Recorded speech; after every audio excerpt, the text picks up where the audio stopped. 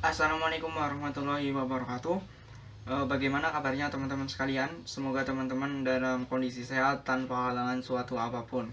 Ya, di sini saya akan melakukan edukasi terkait dengan bagaimana sih cara pencegahan penularan virus corona.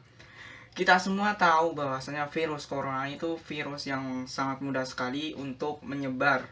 Penyebarannya itu melalui droplet atau cairan yang keluar atau menyembur atau muncrat ketika kita itu sedang berbicara atau ketika kita itu sedang bersin.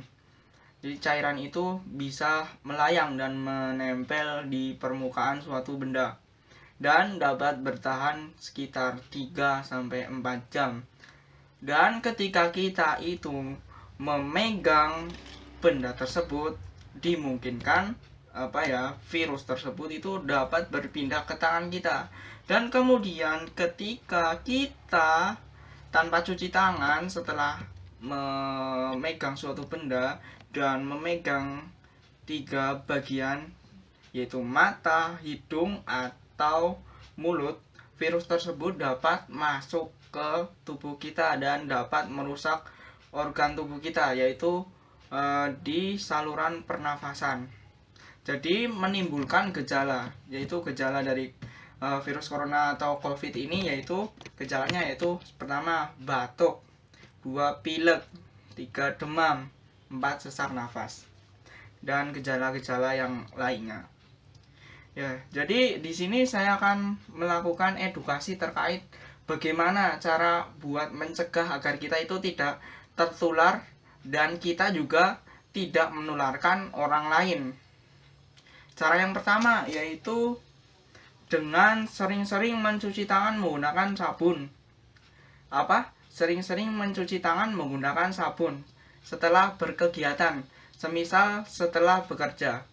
Jadi setelah bekerja itu jangan langsung megang pintu terlebih dahulu, jangan langsung megang anak terlebih dahulu, jangan langsung megang istri terlebih dahulu, jangan makan terlebih dahulu, tetapi cuci tangan terlebih dahulu menggunakan sabun, karena itu sangat penting.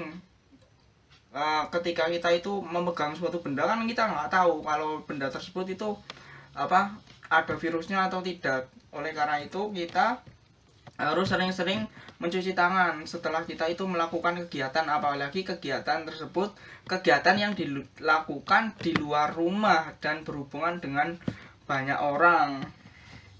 Oke, sabun yang digunakan untuk mencuci tangan itu sabun seperti apa? Apakah menggunakan deterjen seperti ini? Oh, jelas tentu tidak, karena fungsi dari deterjen ini untuk mencuci pakaian, jadi tidak mungkin kita pakai untuk mencuci tangan. Ya mungkin, tapi tidak pantas dan tidak cocok.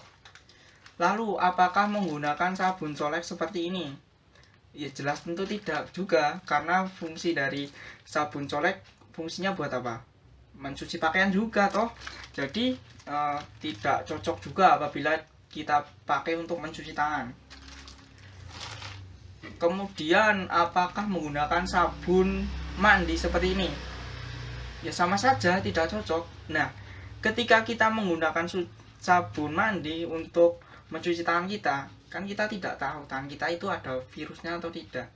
Nah, semisal virus itu tersebut menempel di sabun ini, kemudian sabun ini dipakai buat kita mandi, dan virus tersebut justru akan menyebar ke seluruh tubuh kita. Makanya tidak cocok atau tidak disarankan jika menggunakan sabun mandi untuk mencuci tangan. Kemudian apakah menggunakan sabun cuci piring seperti ini? Ya, kita kan manusia bukan piring, jadi tidak cocok juga kalau mencuci tangan menggunakan sabun cuci piring. Ini cocoknya untuk mencuci piring, gelas, dan perabotan rumah tangga lainnya. Apakah menggunakan sampo? Oh jelas ini ya sangat konyol kalau menggunakan ini. Ini kan fungsinya buat mencuci rambut kita, membersihkan rambut kita. Jadi tidak cocok kalau dipakai untuk mencuci tangan. Ya, yang cocok ya menggunakan ini hand soap. hand itu artinya tangan dan soap itu artinya sabun. Jadi ini sabun yang cocok untuk mencuci tangan dan pas untuk mencuci tangan, dan fungsinya ya itu untuk mencuci tangan. Dan ini dapat diisi ulang. Jadi ini nanti dimasukkan ke dalam botol seperti ini. Jadi ketika menggunakannya itu lebih mudah. Dan ketika mencuci tangan itu ada langkah-langkahnya. Jadi tidak asal begini lah pokoknya. Jadi ada langkah-langkahnya. Langkah-langkahnya itu ada 7. Apa saja? Yang pertama ya jelas basahi tangan terlebih dahulu menggunakan air. Kemudian ini sabunnya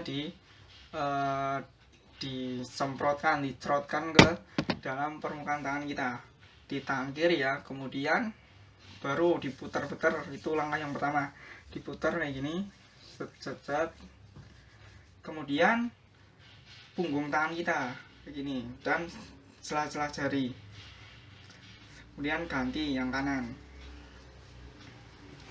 Kemudian yang ketiga itu ini bagian telapak tangan kita, disilangkan seperti ini, Kemudian yang selanjutnya yang keempat ini dikunci ini untuk membersihkan buku-buku tangan kita ya, bagian-bagian sini. Kemudian gantian. Kemudian yang selanjutnya yang kelima yaitu ini jempolnya diputer pakai ini tangan kanan kita. Nah, gantian juga. Kemudian yang selanjutnya yang keenam ini kuku, untuk membersihkan kuku. Jadi diputer kayak gini. Set gitu. Gantian juga. Set. Terus yang ketujuh pergelangan tangan kita. Set. Terus baru dibilas menggunakan air. Jadi tidak asal kayak gini bukan, tapi ada 7 langkahnya. Ini nanti bisa dipraktekkan di rumah seperti itu. Jadi tadi penularan dari virus corona kan melalui benda ya, bisa melalui benda. Contohnya adalah uang, sederhananya uang. Ketika kita berbelanja, terus kita dapat kembalian, ini kembaliannya. Kemudian kita pegang uangnya, kita nggak tahu kalau ini di uang ini itu nggak ada virus atau tidak. Oleh karena itu setiap kita bertransaksi atau bersentuhan dengan suatu benda yang di luar rumah kita, itu lebih baik mencuci tangan terlebih dahulu sebelum kita melakukan aktivitas lainnya ya. Jadi yang dicuci itu tangannya, bukan ini uangnya, karena itu konyol juga kalau itu yang dicuci uangnya. Jadi yang dicuci itu tangan kita, karena ini virus dapat berpindah dari uang ke tangan kita ketika kita itu menyentuh tadi 3 area mata, hidung, dan mulut. Itu virus itu dapat berpindah ke dalam tubuh kita. Oke, yang pertama sudah jelas ya. Jadi kita itu harus sering-sering mencuci tangan menggunakan sabun. Jadi sabun yang dipakai itu sabun apa? Sabun buat mencuci tangan. Kemudian yang kedua, apabila dalam kondisi darurat tidak ada sabun misalnya, kita bisa menggunakan ini hand sanitizer. Ini fungsinya sama seperti sabun pencuci tangan, tetapi ini tidak menggunakan air. Dan ini diprioritaskan untuk para tenaga medis, karena mereka itu yang setiap hari itu berjibaku melawan virus COVID-19. Dan mereka itu yang setiap hari pokoknya bertemu dengan virus lah pokoknya. Jadi mereka lebih diprioritaskan untuk menggunakan hand sanitizer, dan kita itu menggunakannya juga secukupnya karena ini harganya sudah mahal ya, sudah mahal. Dulu saya beli ini ya dengan harga 5.000, tapi sekarang nggak tahu harganya berapa, mungkin naik berkali-kali lipat ya. Jadi penggunaannya kita juga harus hemat dan tepat. Nah, di sini saya akan mempraktekkan bagaimana cara menggunakan hand sanitizer yang benar, yang tepat gitu. Yang pertama, dibuka dulu tutupnya. Kemudian ditaruh dalam telapak tangan kita, segini saja. Nah, kemudian kita oleskan, memutar dalam telapak tangan kita, kemudian diputar balik ke punggung tangan kita, kemudian sela-sela jari dan jempol. Nah, tunggu sampai kering. Nah, ini akan kering sendiri tanpa menggunakan air seperti itu. Dan ini penggunaan praktis, tapi ini lebih diprioritaskan untuk para tenaga medis ya, bukan untuk kita. Kemudian tadi hand sanitizer sudah, itu cara yang kedua ya. Oke, cara yang ketiga yaitu ketika teman-teman itu keluar dari rumah ya, bepergian, itu disarankan menggunakan masker.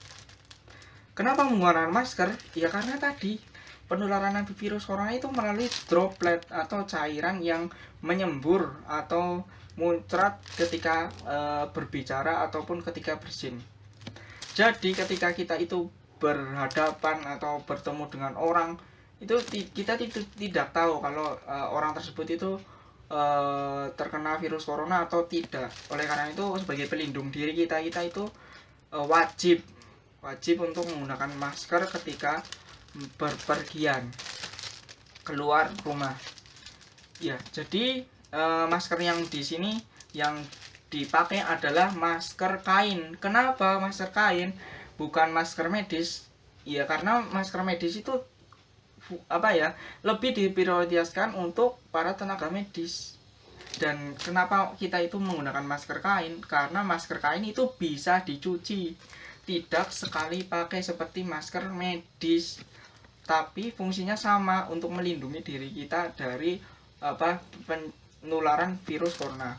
Dan itu cara mencucinya itu menggunakan air panas, kemudian dicuci menggunakan sabun ataupun menggunakan deterjen.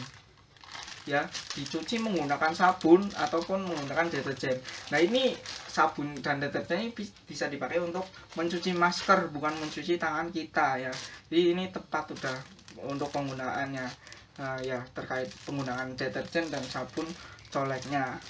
Nah, kemudian setelah direbus dengan air yang panas untuk membunuh bakteri dan virusnya, kemudian dicuci menggunakan deterjen dan sabun, kemudian dijemur.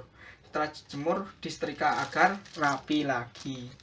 Kemudian ini harganya juga terjangkau ya.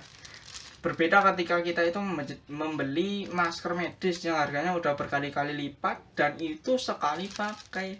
Jadi tidak praktis untuk kita sebagai orang awam. Ya, itu lebih dikhususkan untuk para tenaga medis buat masker medisnya. Kemudian yang selanjutnya itu 3 ya, udah yang ketiga cara pencegahan virus corona. Yang selanjutnya itu keempat, yaitu hindari kerumunan. Kenapa hindari kerumunan? Karena kita tidak tahu ketika kita itu bersosialisasi dengan orang lain atau bertemu dengan orang lain di dalam kerumunan, kita tidak tahu orang lain itu terkena virus corona atau tidak. Barangkali orang tersebut terkena virus tapi tidak bergejala, atau istilahnya adalah OTG, orang tidak bergejala ya, orang tidak punya gejala gitu. Nah, itu lebih berbahaya. Kenapa? Karena tidak memiliki gejala tapi membawa virus. Nah, kita mungkin para orang tua yang itu imunnya kurang itu bisa rentan sekali buat tertular dan menjadi pasien positif virus corona karena berkumpul dengan kerumunan seperti itu. Oleh karena itu kerumunan pada era seperti masa sekarang ini dibatasi, bahkan tidak diperbolehkan. Nah, ini muncul pertanyaan, kalau yang mau menikah resepsinya gimana? Ya kalau yang mau menikah ya menikah aja, nggak apa-apa, tinggal datang aja ke KUA dengan membawa calon, yang jelas calonnya dibawa, terus kemudian membawa wali dan membawa saksi, terus di KUA itu bertemu dengan penghulu nanti melakukan akad nikah di KUA, itu udah sah. Terus resepsinya gimana? Resepsinya ya bisa ditunda di lain waktu. Pesta-pestanya itu bisa dilakukan di lain waktu, menunggu situasi aman. Yang penting udah sah, ya kan?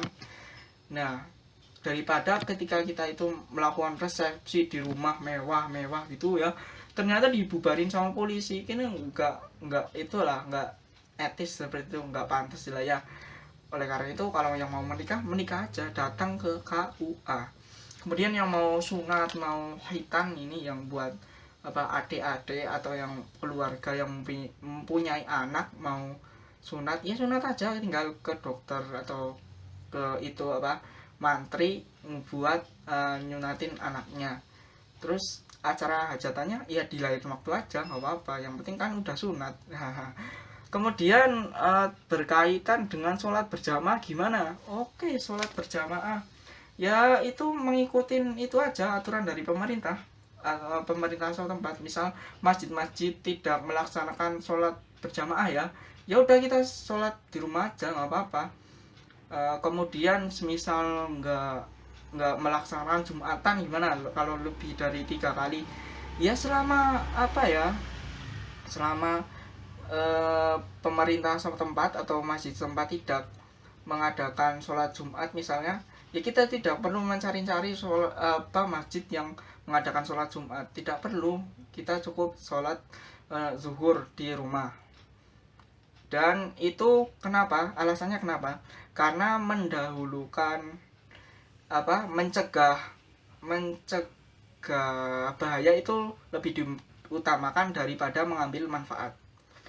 Oleh karena itu yang mau sholat berjamaah, kalau tempat atau masjidnya melarang untuk sholat berjamaah, ya udah sholat di rumah aja, nggak apa-apa. Kemudian apalagi itu tips yang 4 ya, itu menghindari kerumunan ya. Oke. Kemudian yang kelima yaitu jaga jarak. Jaga jarak atau istilahnya adalah physical distancing. Jadi kita harus menjaga jarak dengan orang lain. Seperti yang sudah saya sebutkan tadi. Jadi virus corona itu dapat menular melalui droplet atau cairan yang menyembur atau muncrat melalui mulut kita ataupun melalui hidung kita ketika kita bicara ataupun ketika kita itu bersin. Oleh karena itu kita harus menjaga jarak dengan orang lain, minimal ya 1 meter lah. Semisal ketemu temennya, bro, ayo kita ngobrol-ngobrol, bro, ngobrolnya di situ aja. Kita itu bicaranya dikasih jarak gitu. Jadi ketika kita bertemu dengan orang lain itu harus menjaga jarak, minimal ya jarak aman itu 1 meter lah dengan orang lain. Dan ini sudah terjadi di beberapa tempat perbelanjaan ya. Jadi untuk menghindari keramaian dan menjaga jarak itu di beberapa perbelanjaan itu diterapkan bahwasanya yang di dalam itu ada 150 orang. Jadi sebelum masuk itu harus cuci tangan, terus dikasih karcis dan dicek suhu badannya apakah lebih dari 37 atau 38 atau tidak. Kalau kurang dari itu boleh masuk, kalau tidak itu nggak boleh masuk. Kemudian dikasih karcis toh. Nah, kemudian karcisnya itu sampai 150. Kemudian saat membayar itu dikasih lakban lantainya untuk menjaga jarak antara yang pembeli satu dengan pembeli yang lainnya. Jadi ketika kita membayar di kasir itu ngantrinya itu dikasih jarak seperti itu. Itu salah satu physical distancing. Dan salah satu physical distancing yang dapat dilakukan ya kita jangan pergi kemana-mana. Terus kalau tidak penting, terus ya di rumah aja. Kemudian itu cara yang kelima ya. Kemudian yang keenam adalah berolahraga untuk menjaga kesehatan kita, tubuh kita agar tetap fit, tidak sakit seperti itu. Meskipun kita di rumah ya kita harus menyempatkan untuk berolahraga, minimal ya push up ataupun sit up ataupun lari-lari pagi gitu, untuk menjaga kesehatan tubuh kita. Kemudian kita itu juga harus itu memakan vitamin. Vitamin saya mana ini? Ya, itu mengonsumsi vitamin untuk menjaga tubuh kita agar tetap fit juga. Kemudian apabila teman-teman itu memiliki gejala seperti demam, pilek, batuk, dan sesak nafas, itu lebih baik segera periksa ke dokter. Nanti diperiksa oleh dokter, kemudian dikasih saran lah oleh dokter itu seperti apa. Apabila disuruh istirahat di rumah, ya istirahat di rumah, jangan keluar kemana-mana, karena kita tidak tahu gejala tersebut itu gejala yang virus corona atau bukan, seperti itu. Kemudian selain olahraga, kita juga harus makan makanan yang bergizi. Makanan yang bergizi itu apa? Makanan yang 4 sehat, 5 sempurna. Ya, 4 sehat itu harus ada karbohidratnya, terus ada sayurnya, terus ada lauknya, ada buahnya, dan minum susu, seperti itu. Kemudian jangan makan mie terus lah, pokoknya yang anak kos itu makan makanannya yang bergizi lah, jangan makan mie terus karena tidak baik untuk kesehatan kita. Kemudian yang anak kos ini ataupun orang-orang yang bekerja itu jangan mudik terlebih dahulu. Kenapa? Karena kita tidak tahu kalau kita itu di jalan ataupun kita itu membawa virus corona dari tempat asal kita ke kampung kita. Kasihan lah keluarga yang di rumah. Mereka ibaratnya orang-orang tua kita itu kasihan. Oleh karena itu lebih baik jangan mudik terlebih dahulu, tahan dulu rasa rindunya. Kemudian itu pokoknya jangan mudik dulu. Buat teman-teman yang masih di kos ataupun orang-orang yang masih bekerja, khususnya di daerah-daerah yang sudah terkena positif, yang ada pasien positifnya, karena kita itu tidak tahu ketika di jalan ataupun kita itu membawa virus atau tidak. Jadi amannya jangan mudik terlebih dahulu. Kemudian yang selanjutnya yang ke-9 ya, tadi yang ke-8. Yang ke-9 itu patuhi pemerintah. Ya, jadi pemerintah melakukan kebijakan apa kita harus mematuhi. Ya, semisal melakukan pembatasan sosial berskala besar atau PSBB ataupun melakukan kebijakan apapun kita harus menuruti. Kenapa? Karena kita itu bukan orang pinter. Saya rasa pemerintah itu sudah melakukan kebijakan yang dipertimbangkan matang-matang dengan para ahli yang lebih ahli daripada kita. Kita sebagai warga negara itu harus manut sama pemerintah, seperti itu. Jadi pemerintah sudah membuat kebijakan, kita yang melaksanakan seperti itu sambil mengawasi apa yang dilakukan oleh pemerintah. Kemudian yang terakhir, mungkin tips yang terakhir, ini di situasi yang seperti ini mungkin banyak orang yang harus kehilangan pekerjaannya. Kenapa? Karena ada pekerjaan yang dibatasi, semisal tukang ojek gitu, tukang ojek online gitu, terus kemudian pedagang-pedagang kecil gitu, mereka pasti mengalami kerugian. Kenapa? Karena dengan aktivitas pembatasan sosial dan physical distancing yang diberlakukan, itu pasti membuat orang itu jadi malas keluar rumah. Jadi mereka para pejuang jalan itu merasa terkena dampak sekali. Oleh karena itu kita sebagai orang yang baik minimal ya itu membantu mereka lah dengan cara mendoakan, itu yang paling minimal sekali. Kalau yang lebih itu dengan gini, yang buat ojek online ya, misal kita pesen suatu makanan menggunakan GoPay lah, kalau enggak menggunakan OVO, kemudian mas makanannya enggak usah diantar, buat masnya aja. Itu cara yang pertama. Kemudian cara yang lainnya itu dengan cara semisal kita itu membeli itu pedagang-pedagang yang keliling itu loh, kemudian misal beli siomay harganya 3.000, kita kasih uang 5.000, kembalinya suruh diambil saja, nggak apa-apa gitu. Kemudian membayar parkir bisa kembalinya diambil aja gitu. Itu cara-cara yang sederhana yang mungkin bisa kita lakukan untuk membantu orang lain yang memang terkena dampak dari adanya COVID-19 ini. Mungkin itu saja sedikit sharing dari saya mengenai bagaimana tips cara pencegahan virus corona, meskipun saya tambahkan tadi terkait dengan poin-poin kita itu harus membantu orang lain, gotong royong dengan orang lain. Ya, mungkin itu saja yang dapat saya sampaikan. Apabila ada kesalahan, saya itu hanya orang awam saja yang hanya men-share yang saya tahu saja kepada masyarakat yang ada di sekeliling saya. Ya, jadilah orang yang bermanfaat meskipun itu kecil, yang dilakukan itu kecil. Jadi apapun yang kita lakukan itu nggak harus sesuatu yang besar. Yang kecil saja seperti berbagi informasi itu pun bisa kita lakukan di era-era seperti ini. Sekian, assalamualaikum warahmatullahi wabarakatuh. Jangan lupa like, comment, and subscribe. Oke, sekian, bye.